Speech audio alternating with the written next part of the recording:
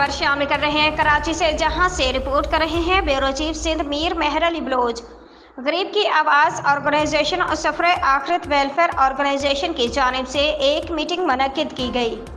इस मौका पर समाजी रहनुमा राना मोहम्मद कुर्बान का कहना था, हमारा मंशूर तालीम और तरबियत, रोजगार और गरीबों को होने वाले जुल्म और ज़्यादती के खिलाफ आवाज़ उठाना है।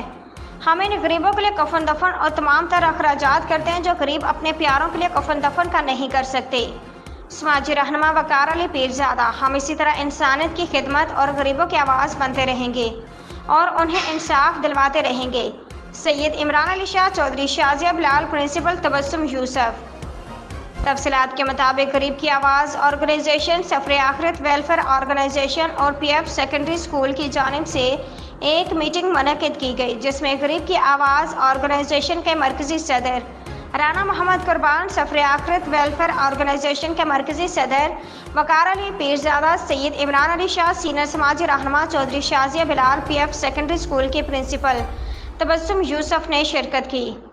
इस मौका पर राना मोहम्मद कुर्बान का कहना था, हमारा मंशूर तालीम और तरबियत, रोजगार और गरीबों पर होने वाले जुल्म और ज़्यादती के खिलाफ आवाज़ उठाना है।